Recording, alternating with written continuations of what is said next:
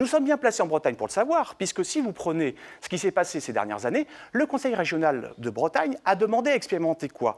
Une politique de l'eau qui dérogerait en fait à la loi. On innoverait, c'est la différenciation territoriale dont parlait le Premier ministre. L'État a refusé. Sur l'enseignement des langues régionales, l'État a refusé. Sur le fait que le Conseil régional de Bretagne devienne l'autorité de gestion à la place de l'État des programmes européens, l'État a encore refusé. Donc la question aujourd'hui, c'est redonner du souffle effectivement à l'expérimentation. Et effectivement, Thomas, je suis obligé de vous couper, mais effectivement, peut-être que les déclarations hier du Premier ministre permettront d'aller plus loin.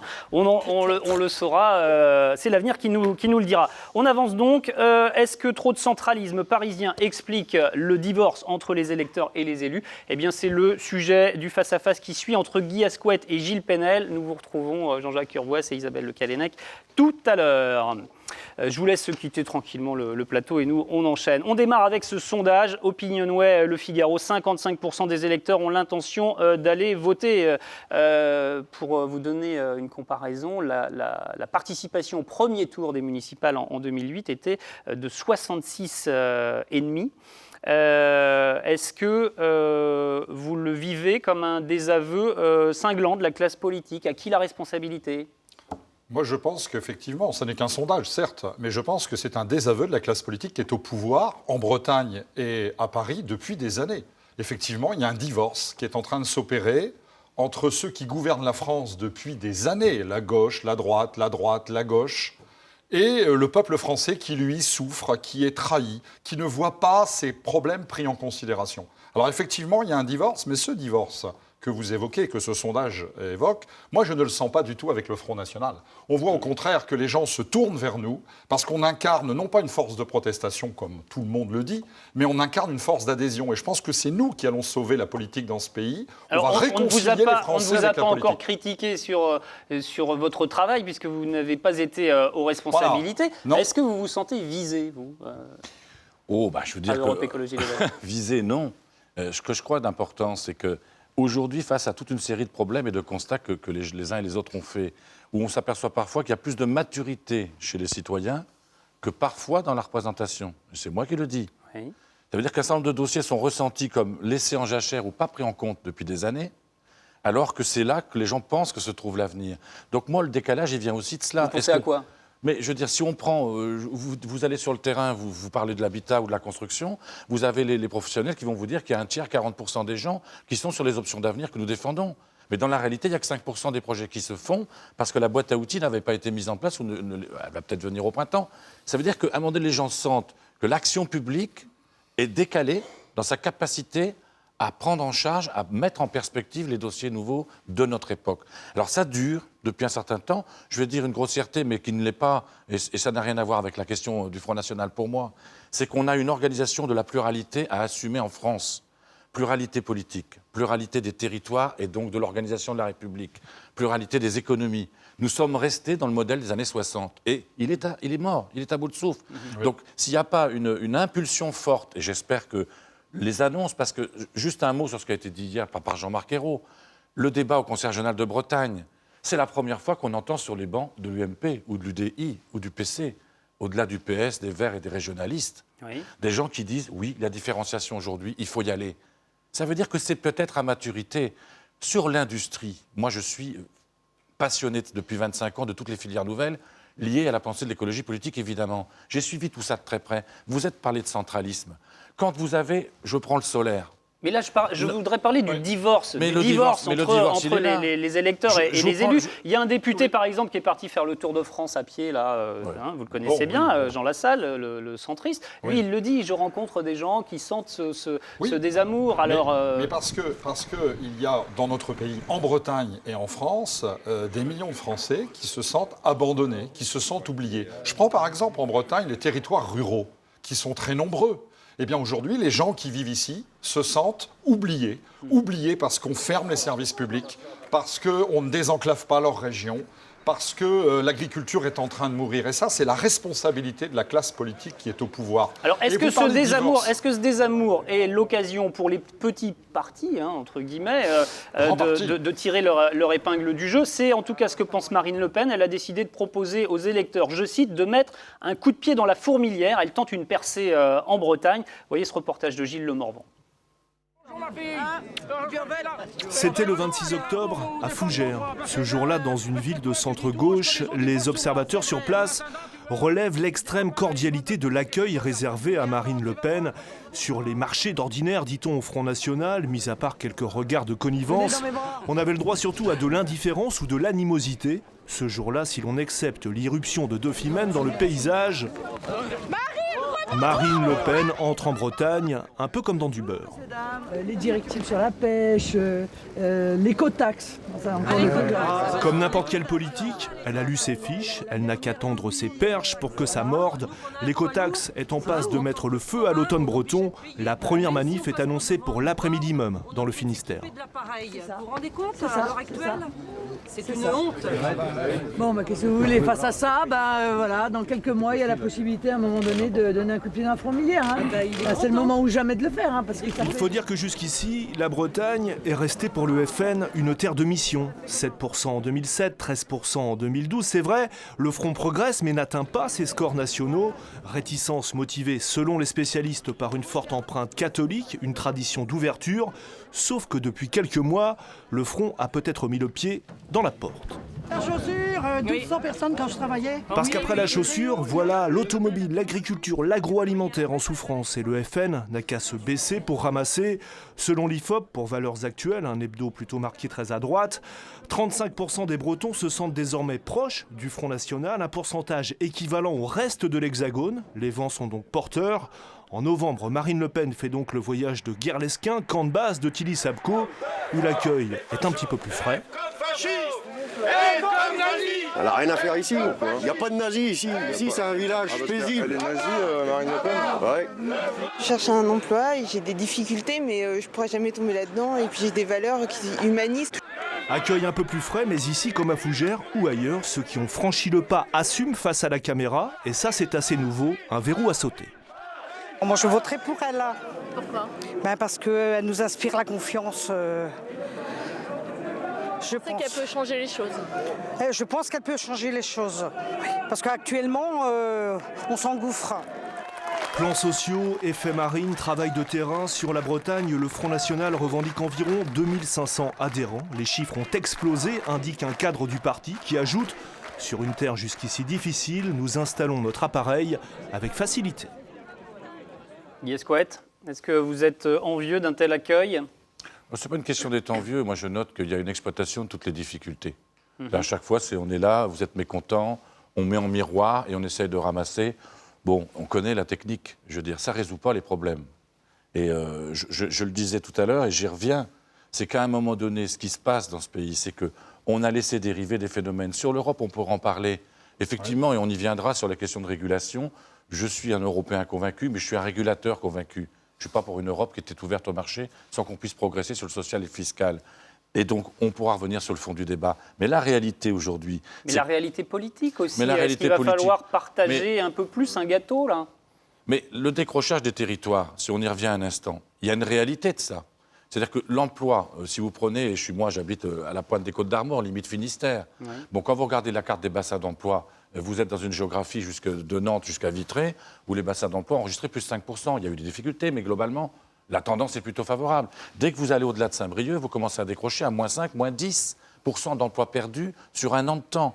Donc là, il y a difficulté, il y a danger, parce qu'il n'y a pas d'emploi qualifié ou de facilité de rebondir. Mais quand vous allez à la rencontre de ces personnes, est-ce que vous êtes bien accueillis avec... de la chaleur, comme Marine Le Pen à Fougères? On peut quand même se poser la question. Attendez, je ne sais pas si c'est une émission pour faire la promotion de Mme Le Pen. C'est une émission pour poser la question. C'est pour poser la réalité. Marine Le Pen a été effectivement accueillie très chaleureusement à Fougères, comme jamais on aurait pu l'espérer, parce que les Bretons, qu'ils soient de Fougères ou du Finistère, se rendent compte qu'on a posé les bonnes questions. qu'on a fait les bons diagnostics et qu'on a peut-être et probablement les réponses. Alors justement, on entend Marine Le Pen se contenter de dire il faut mettre un coup de pied dans la fourmilière. On a l'impression que c'est très facile de convaincre de sa sympathie juste par une formule. Mais sur le fond, elle n'a même pas besoin d'en parler.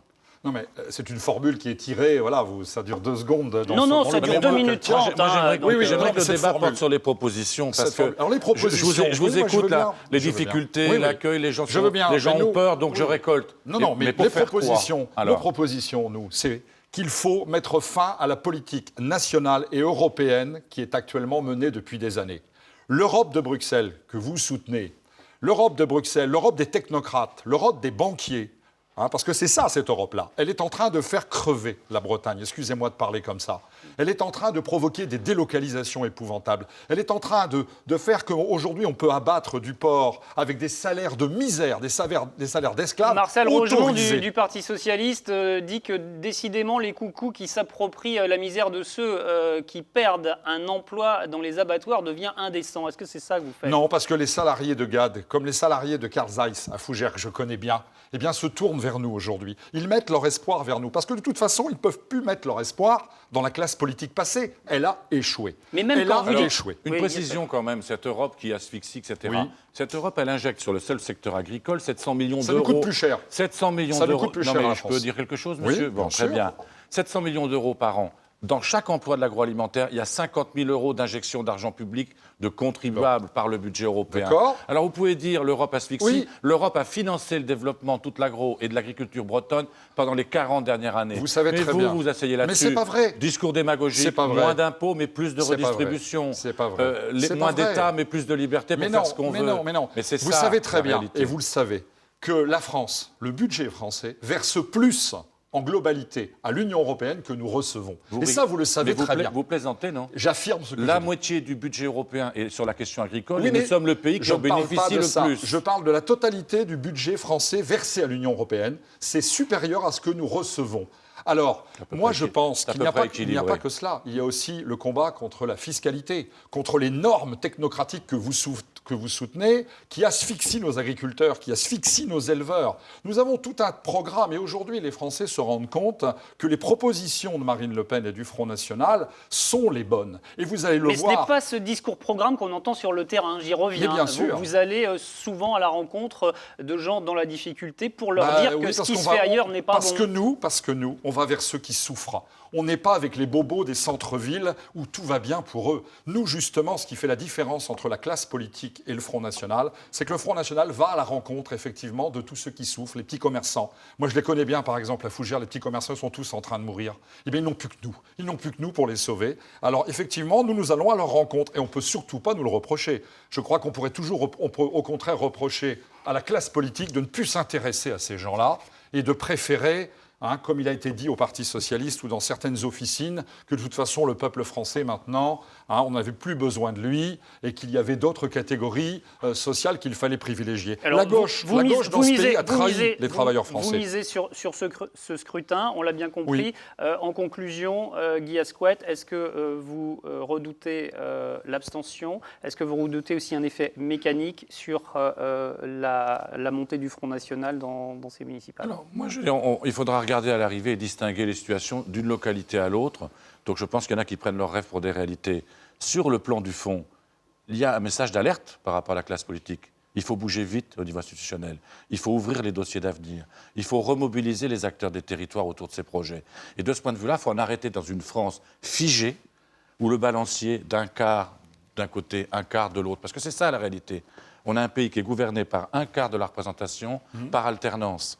Il faut sortir de ça. Et moi, je n'ai pas peur de combattre ni les idées, ni la présence demain de la composante Front National. La vraie question, c'est qu'est-ce qui va redonner espoir et un trajet d'avenir qui va faire que le taux de participation remonte.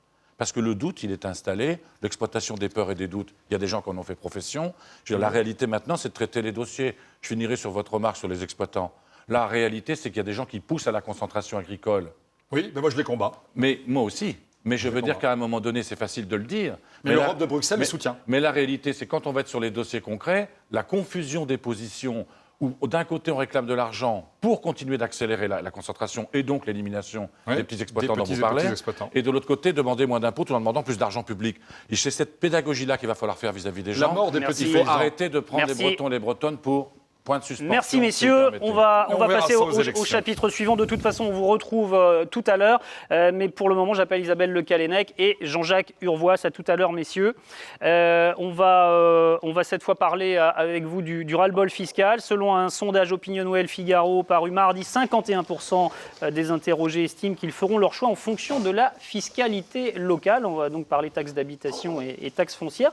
Alors, Jean-François Copé, par exemple, demande aux candidats UMP de s'engager à ne plus augmenter les impôts locaux.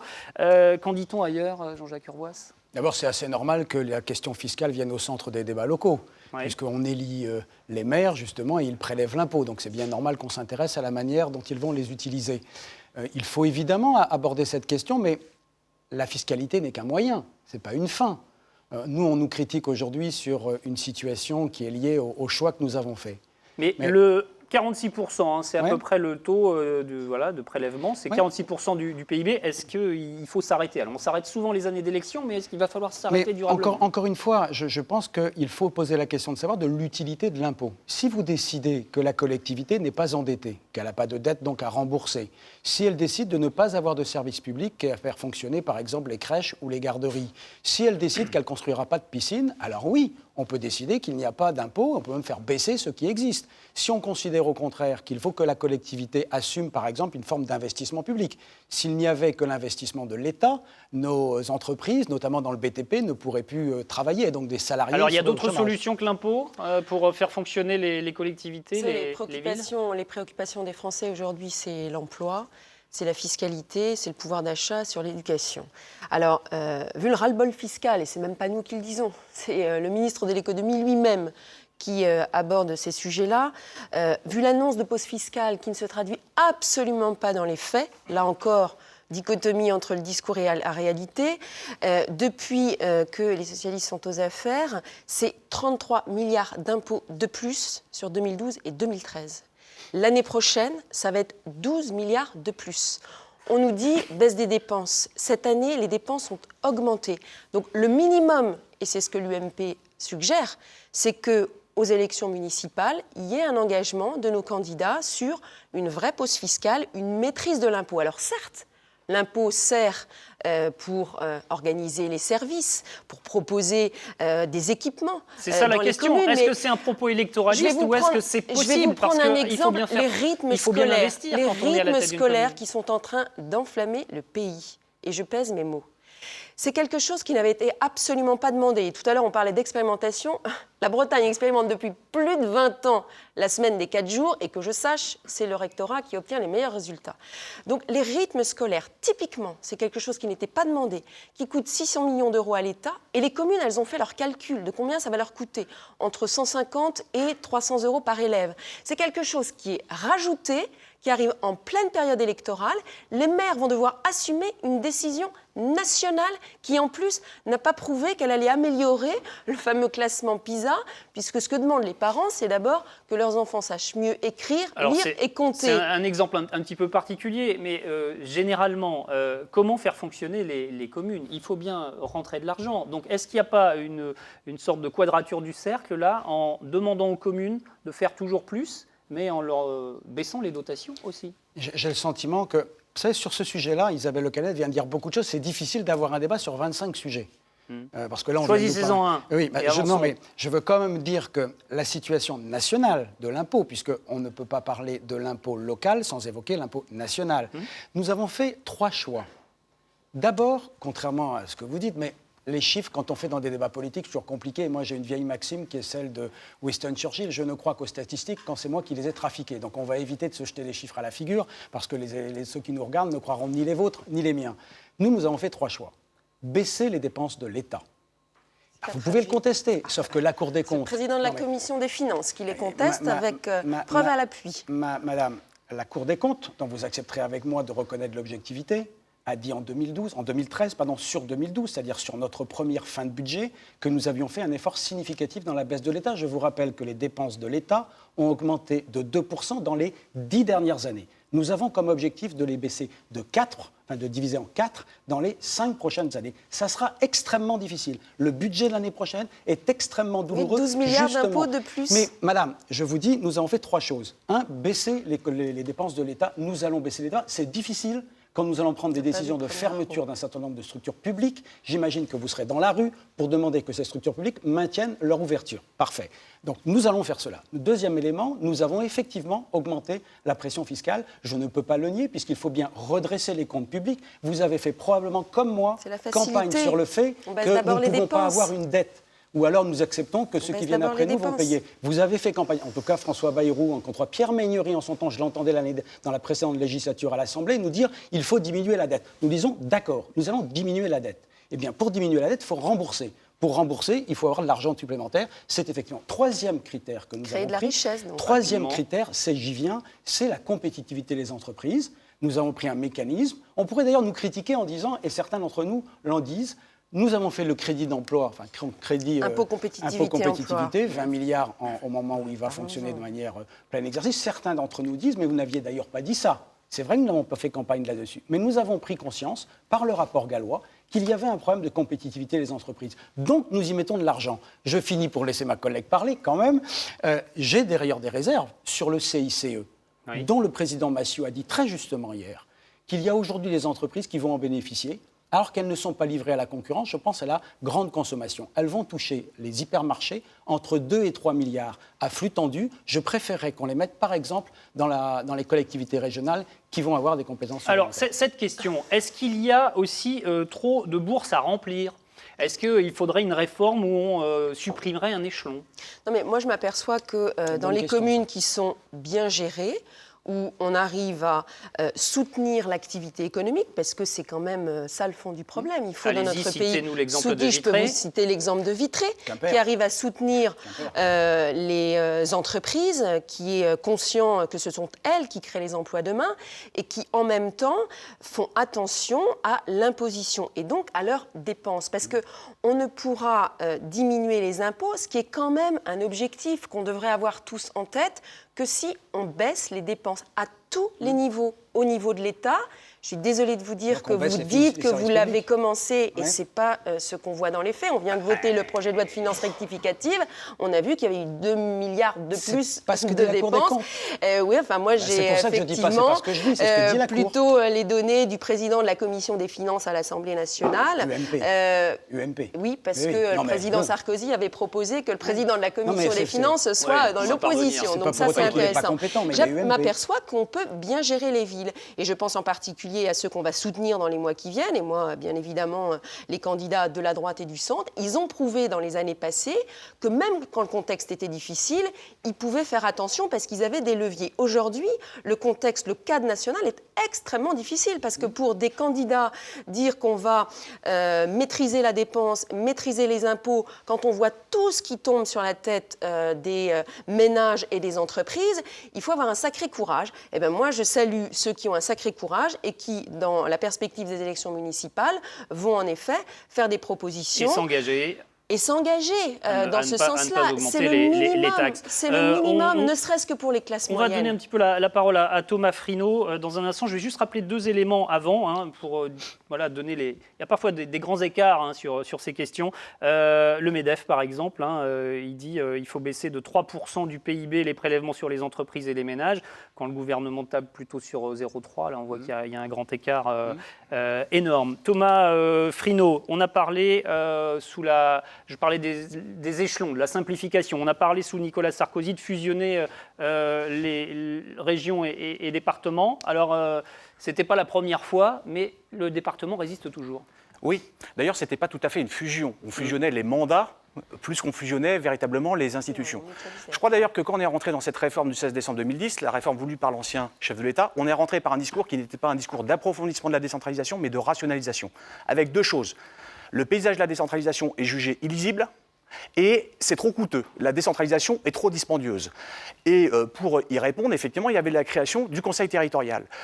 La création du Conseil territorial, personnellement, mais je ne suis pas le seul, je ne suis pas sûr qu'elle ait généré énormément d'économies. Par contre, elle avait... elle avait une logique qui a été indiquée par Isabelle Le Callennec tout à l'heure, c'était la logique de la spécialisation des compétences, c'est-à-dire la perte de clause générale de compétences, de manière à réorganiser une lisibilité et éventuellement à faire des économies. Mais là, les hypothèses étaient diverses sur cette question. Et effectivement, on est revenu aujourd'hui sur une logique de statu quo, c'est-à-dire on aura des conseils généraux, on aura des conseils régionaux, et on a un discours, effectivement, sur de plus en plus fort, partagé à droite comme à gauche d'ailleurs, sur finalement le coût du millefeuille territorial. Et quand on dit qu'il y a trop d'échelons en France, en fait, il y a deux questions. Il y a trop de catégories de collectivités territoriales, c'est la première question, mais il y a aussi la deuxième question, c'est l'idée qu'il y a trop finalement de collectivités dans chaque catégorie, trop de communes. Et à mon sens, si on doit résoudre la question du coup, c'est moins sur le couple département-région que sur le bloc local, c'est sur le couple commune-intercommunauté qu'il me semble que c'est là que l'on peut rationaliser et gagner en économie, plus que sur le couple supérieur département-région. Eh bien voilà, ça nous fait un avis supplémentaire qui ne convainc pas du tout Isabelle Le Callennec, Jean-Jacques Urvost. Je suis assez d'accord avec ça. Je pense que mais j'ai une position c'est iconoclaste. Je suis contre la clause générale de compétences pour les départements et pour les régions. Je pense qu'il faut spécialiser les départements et les régions. Formidable. Parce qu'il n'y a pas un couple, on va y arriver. il y a à mon avis un triptyque. Il y a l'État, la région, l'Europe. Et il y a de l'autre côté la commune, l'intercommunauté, le département. Oui. Moi, pour répondre à ce qui vient d'être dit, moi je crois au couple commune-intercommunalité, ça se passe bien, et je pense qu'il faut en effet rapprocher le département et la région, c'était l'esprit de la loi de 2009. Il faut en effet clarifier les compétences, parce que qu'est-ce qui va se passer? Si les gens ne comprennent plus rien et qu'ils ne savent pas où vont leurs impôts, là pour le coup, il y aura des risques d'abstention ou des risques de vote extrême. Et ça, je crois, vous comme moi, on ne le souhaite pas. Alors l'impôt, un sujet évidemment que les candidats auront à aborder pendant leur campagne. On va maintenant parler d'actualité. Nous allons... Oui, vous pouvez venir. Je vois mes invités qui se préparent à revenir. Guy Asquette et Gilles Penel. On va démarrer, c'est un petit tour de l'actualité de la semaine, quelques faits marquants. Tout d'abord, la main-d'œuvre détachée. On en a parlé un tout petit peu tout à l'heure. Les choses avancent. Chaque État pourra imposer sa propre liste de documents exigibles aux employeurs et aux agences qui fournissent de la main-d'œuvre. Donc il s'agit de cette mécanique qui consiste à aller chercher dans un pays européen une main-d'œuvre moins chère, en tout cas souvent qui fait l'objet de charges sociales moins élevées. Et puis il y a maintenant un recours possible contre les entreprises donneuses d'ordre et pas seulement les sous-traitants, parce qu'effectivement c'est un peu facile parfois de dire quand on construit une voie de chemin de fer par exemple, je n'étais pas au courant, c'est le sous-traitant qui a mal contrôlé ses salariés. C'est important. Moi je pense qu'on est là face à une formidable intoxication. On nous a fait croire cette semaine qu'on allait mettre fin à finalement ce scandale qu'un chef d'entreprise aujourd'hui peut aller payer ses charges sociales 30% moins cher dans un pays de l'Union autre que la France. Ça ne va pas changer. C'est-à-dire qu'on a aujourd'hui donné plus de lecture, de visibilité, mais on n'a remis en aucune façon en cause la clause détachement. C'est-à-dire qu'on a assisté cette semaine à une véritable intoxication relayée par différents vecteurs. Ça ne changera pas, ça va continuer. Pourquoi? Parce qu'une fois de plus, l'État français a capitulé devant l'Europe de Bruxelles. Vous semblez un peu seul. Oui, non, c'est la vérité. Je pense que vous avez un vrai talent d'enfumage. C'est vous les enfumeurs. Alors, si vous me permettez d'aller au bout de mon argumentation, parce que je ne peux pas être à ce point cinglant dans le jugement que je porte sur vous sans donner crédit à ma démonstration. Allez-y. Petit 1, ce texte date de 1996. Oui. Petit 2, la Commission européenne avait décidé de préparer une directive d'application. Petit 3, la France a été le pilote de l'opération qui faisait qu'au départ, nous n'allions pas aboutir. C'est la Pologne qui a bougé. Petit 4, nous n'avons rien dit nous n'avons pas dit que nous avions gagné. Nous venons de bâtir, non. Mais non, nous avons décidé, là, ce qui vient d'être fait, c'est un socle. C'est le moyen maintenant de faire en sorte que le travailleur low cost ne soit pas le nouvel esclave. Parce que le phénomène lui-même de détachement, c'est compliqué, mais il est aussi positif pour les Français qui vont travailler à l'étranger. Nous sommes le 2e pays d'Europe à avoir des travailleurs à l'extérieur. Et moi, je suis très heureux quand un salarié français va travailler en Hongrie et qui bénéficie du système français.